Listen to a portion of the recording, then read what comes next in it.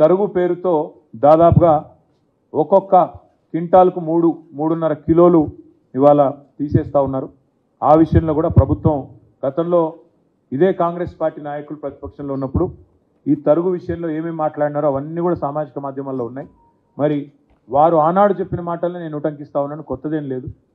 ఎట్టి పరిస్థితుల్లో కూడా రైతుకు అన్యాయం చేయకుండా, తరుగు అనేది లేకుండా మరి ముందుకు రావాలి, వెంటనే రైతులకు పూర్తి స్థాయిలో న్యాయం చేయాలని చెప్పి కూడా మేము డిమాండ్ చేస్తూ ఉన్నాం. దాంతోపాటు ఎక్కడికక్కడ ఒక దగ్గర కాదు, కామారెడ్డి జిల్లాలో రైతులు రోడ్డెక్కారు. నిర్మల్ జిల్లా లక్ష్మణ్ చాందా మండల కేంద్రంలో మరి రైతులు అక్కడ కూడా రోడ్డెక్కినారు.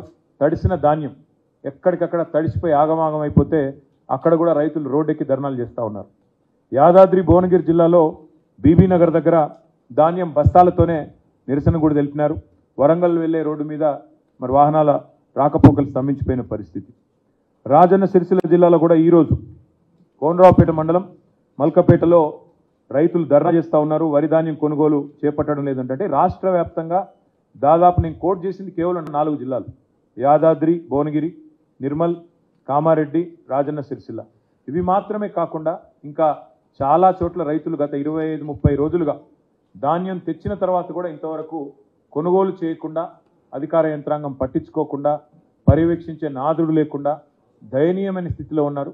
ఇప్పటికైనా ప్రభుత్వం రాజకీయాలు పక్కన పెట్టి మరి వెంటనే రంగంలోకి దిగి ప్రభుత్వం తాను చేయాల్సిన పని ఫుడ్ కార్పొరేషన్ ఆఫ్ ఇండియా ద్వారా కొనుగోలు చేసి వెంటనే తడిసిన ధాన్యాన్ని కొనుగోలు చేయాలి, తరుగు లేకుండా కొనుగోలు చేయాలి, వెంటనే కొనుగోలు ప్రక్రియను వేగవంతం చేయాలని చెప్పి కూడా మా పార్టీ తరఫున డిమాండ్ చేస్తూ ఉన్నాం. ఒకవేళ ప్రభుత్వం స్పందించకపోతే తప్పకుండా రైతాంగం తరఫున ప్రశ్నించడమే కాదు, అవసరమైతే రోడ్డు ఎక్కుతాం, అవసరమైతే ఆందోళనకు కూడా పెద్ద ఎత్తున శ్రీకారం చుడతామని చెప్పి కూడా ప్రభుత్వాన్ని నేను హెచ్చరిస్తూ మరి మా పార్టీ తరఫున రైతాంగానికి కూడా విజ్ఞప్తి చేస్తూ ఉన్నాం.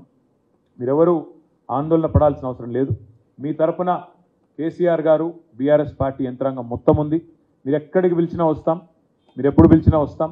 మీరు మీ పక్షాన మీకు న్యాయం జరిగేంత వరకు, క్వింటాల్కు 500 రూపాయల బోనస్ ఇస్తా అని బోగస్ మాటలు చెప్పిన ఈ ప్రభుత్వం దిగొచ్చేంత వరకు, మీకు న్యాయం చేసేంత వరకు మీ తరఫున ఉంటాం. మీకు రుణమాఫీ జరిగేంత వరకు మీతో ఉంటాం. మీకు బోనస్ వచ్చేంత వరకు మీతో ఉంటాం. మీ తడిసిన ధాన్యాన్ని కొనుగోలు ప్రతి గింజ దాకా కొనుగోలు చేసేదాకా కూడా వదిలిపెట్టం. కొనుగోలు కేంద్రాల్లో ఈ ప్రక్రియ వేగవంతం అయ్యేదాకా కూడా వదిలిపెట్టం. ప్రజల తరపున, రైతుల తరపున మేము మీ పక్షాన నిలబడి మాట్లాడుతూనే ఉంటామని చెప్పి కూడా విజ్ఞప్తి చేస్తూ, ఎవరు అధైర్యపడవద్దని, ఎవరు కూడా మరి ఆత్మస్థైర్యాన్ని కోల్పోవద్దని చెప్పి కూడా ఈ సందర్భంగా విజ్ఞప్తి చేస్తూ ఉన్నాం. కష్టాల్లో ఉన్నప్పుడే తప్పకుండా ధైర్యంగా ఎదుర్కోవాలి. కాబట్టి తప్పకుండా మీ అందరి పక్షాన బీఆర్ఎస్ పార్టీ ఉన్నది, కేసీఆర్ గారు ఉన్నారనే మాట కూడా గుర్తు చేస్తూ ఉన్నాం.